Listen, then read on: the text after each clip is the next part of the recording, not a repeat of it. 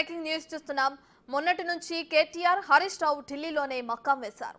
Delhi liquor scam కేసులో తీహార్ జైల్లో ఉన్న కవితతో ఇవాళ వారిద్దరూ ములాఖత్ కానున్నారు.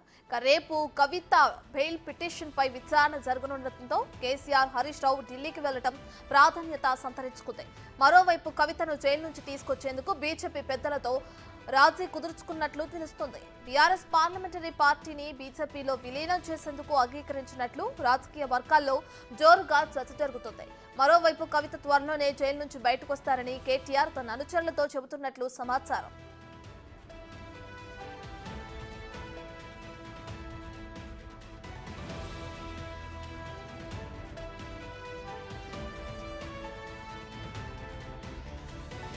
గత పర్యటనలోనే బీజేపీ పెద్దలతో చర్చలు కొలిక్కొచ్చినట్లు ప్రచారం జరుగుతుంది.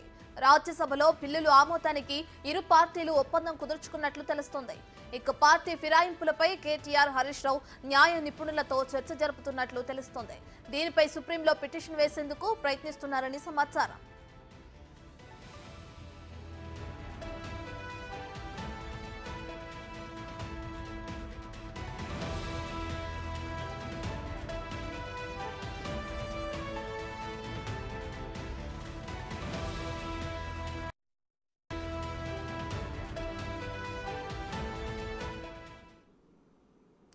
ఇక గత 2 రోజులుగా కేటీఆర్ అలాగే హరీష్ రావు ఢిల్లీలో మకాం వేశారు. అయితే అక్కడికి తన చెల్లిని కవితని కలవడానికి వెళ్ళినట్లు తెలుస్తుంది. దీనికి సంబంధించి మరింత సమాచారాన్ని మా ప్రతినిధి ఢిల్లీ నుంచి శివ లైవ్లో అందిస్తారు.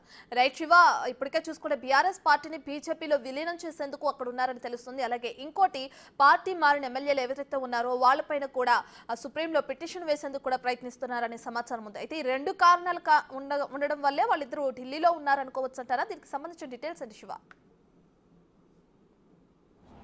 రైట్ రత్న, కేటీఆర్ హరీష్ రావు బీఆర్ఎస్ అగ్రనేత ఇద్దరు కూడా ఢిల్లీ వచ్చి 3వ రోజుకు చేరుకుంది. 3 రోజుల నుంచి ఢిల్లీలోనే ఉన్నారు. నిన్న మొన్న ఇటు ఏదైతే బీఆర్ఎస్ పార్టీని వీడి కాంగ్రెస్ పార్టీలోకి వెళ్లారు ఎమ్మెల్యేలు, వారిపై అనర్హత వేటు వేసేందుకు తీసుకోవాల్సిన నిర్ణయాలపై సుప్రీంకోర్టుకు సంబంధించిన న్యాయ నిపుణులు ఎవరైతే ఉన్నారో వారితో చర్చలు జరుపుతున్నామంటూ కూడా నిన్న ఒక నోటును కేటీఆర్ విడుదల చేశారు. ఈ ఏదైతే అనర్హత వేటు పడిన తర్వాత ఉప ఎన్నికలు వస్తాయి, ఈ ఉప ఎన్నికల్లో బీఆర్ఎస్కే ప్రజలు పట్టం కట్టబోతున్నారంటూ కూడా కేటీఆర్ జోస్యం చెప్పారు. మరోవైపు గత మార్చిలో, అంటే ఇదే సంవత్సరం మార్చి నెలలో 15వ తేదీన ఢిల్లీ లిక్కర్ పాలసీ కేసులో అరెస్ట్ అయిన కవితకు సంబంధించి బెయిల్ పిటిషన్ సంబంధించి ఇటు న్యాయ నిపుణులతో కూడా చర్చించామనేది కేటీఆర్ హరీష్ రావు చెప్తున్నారు. అంటే 2 అంశాలపైన, ఇటు పార్టీకి సంబంధించి ఎమ్మెల్యేలను కాపాడుకోవడానికి, అంటే కనీసం ఉన్న ఎమ్మెల్యేలనన్నా కాపాడుకోవాలనే ఉద్దేశంతో ఢిల్లీ పర్యటనకు వచ్చారు. ఇటు లోపాయికారి ఒప్పందం, బీజేపీతో లోపాయికారి ఒప్పందం చేసుకునేందుకే ఢిల్లీ పర్యటనకు వచ్చినట్టు రాజకీయ వర్గాలు అయితే చర్చ కొనసాగుతుంది. మొదటగా పార్టీ ఎమ్మెల్యేలు ఏదైతే బీఆర్ఎస్ నుంచి కాంగ్రెస్లోకి వెళ్లారో అటువంటి వారిపై అనర్హత వేటు వేయాలి. అనర్హత వేటు వేయాలంటే ఎటువంటి నిర్ణయాలు తీసుకోవాలి, సుప్రీంకోర్టులో పిటిషన్ దాఖలు చేయాలంటే ఆ పిటిషన్లు ఎటువంటి అంశాలను మెన్షన్ చేయాలి అనే దానిపై న్యాయ నిపుణులతో నిన్న మొన్న కేటీఆర్ హరీష్ రావు చర్చించారు. దానిలో భాగంగానే ఈ ఢిల్లీ పర్యటనకు వచ్చినట్లుగా కేటీఆర్ నిన్న ఒక నోట్ను ప్రెస్కు విడుదల చేశారు. మరోవైపు తన సోదరి కవితకు సంబంధించి కూడా గత కొంతకాలంగా, అంటే దాదాపు 4 నెలలుగా, మార్చి 15 అరెస్ట్ అయ్యారు, ఇప్పుడు ఆగస్టులోకి ఎంటర్ అయ్యాం. అంటే దాదాపు 4 నెలలుగా తీహార్ జైల్లో ఉంటున్నారు కవిత. ఇప్పటి వరకు కవితకు మధ్యంతర బెయిల్ రాలేదు. ఇటు రెగ్యులర్ బెయిల్ కూడా ట్రయల్ కోర్టు అలాగే ఢిల్లీ హైకోర్టు 2 కూడా తిరస్కరించిన నేపథ్యంలో సుప్రీంకోర్టును ఆశ్రయించే యోచనలు ఉన్నారు. అంటే దాదాపు ఢిల్లీ హైకోర్టు కూడా కవిత బెయిల్ పిటిషన్ను తిరస్కరించి నెల రోజులు కావస్తుంది, కానీ ఇప్పటి వరకు సుప్రీంకోర్టుకు వెళ్ళలేదు. కేవలం ఈ సిబిఐ కేసుకు సంబంధించి, ఢిల్లీ లిక్కర్ పాలసీలో సిబిఐ కేసుకు సంబంధించి ఏదైతే ఛార్జ్షీట్ దాఖలు చేసిందో సిబిఐ, అది సరైన పద్ధతిలో దాఖలు చేయలేదు.